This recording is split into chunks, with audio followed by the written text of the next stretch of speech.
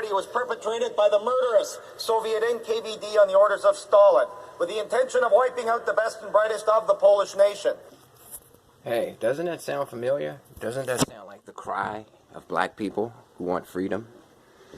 Doesn't that sound kind of similar to a black man, Malcolm X, talking about the people who are opposing his freedom?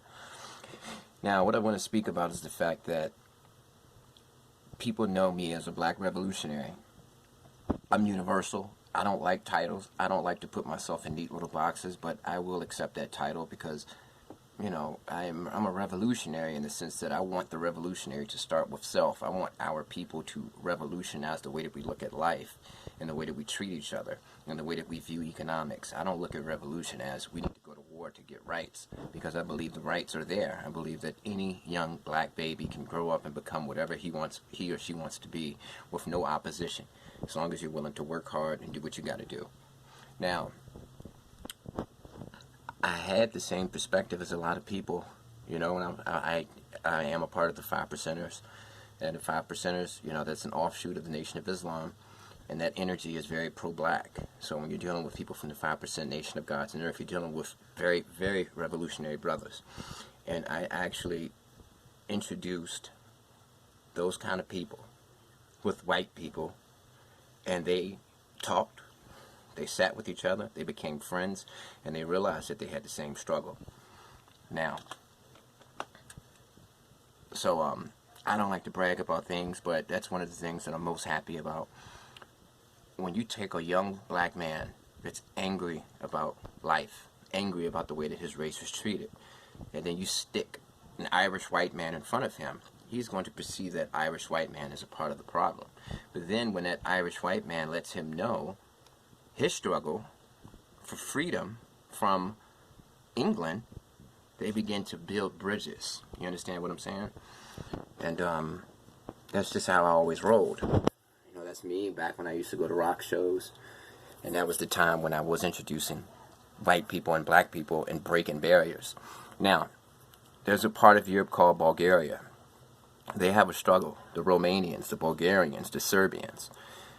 Their struggle was against the Ottoman Empire, other white people trying to suppress their freedom. So for me, why do you think there's an island? Two different countries. Because there was a struggle for freedom. And when I take that young black nationalistic person and I tell him, hey, this white guy wants freedom, they don't understand until that white guy explains to him, yes, in Ireland, there was this going on. The English wanted to suppress us. Historically speaking, they had a strong, iron-fisted level of control over us. We were slaves, you know, and we fought for our freedom. We fought for our religious freedom, you know, and that struggle is there.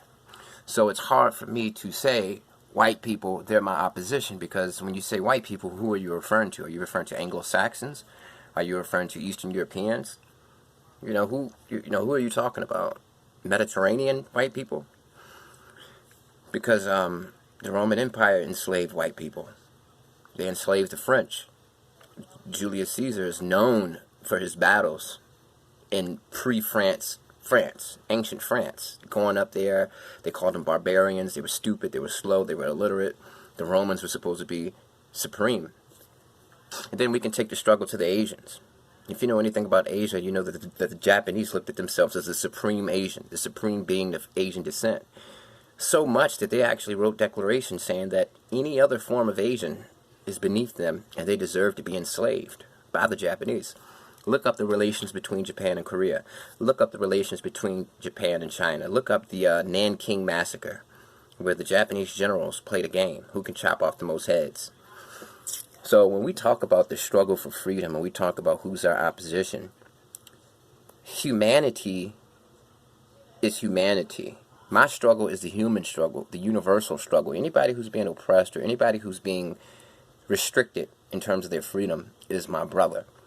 So when I get these nationalistic black men who think, oh my God, if you're white, you're my enemy, you know, and then I introduce them to a white man who's got the same fire for freedom and the same historical enslavement, that mind opens up. Because at the end of the day, the game is to divide and conquer. Get the white poor people to hate the black poor people, and then we can sit back and make money like a fat cat. You know what I mean? And just like a cat, they like to sleep a lot. So they're sleeping and making money like a fat cat because they don't have to wake up. They're lazy. They can sleep for 15 hours a day because they know when they wake up, we'll be fighting. So open your mind. The struggle is universal.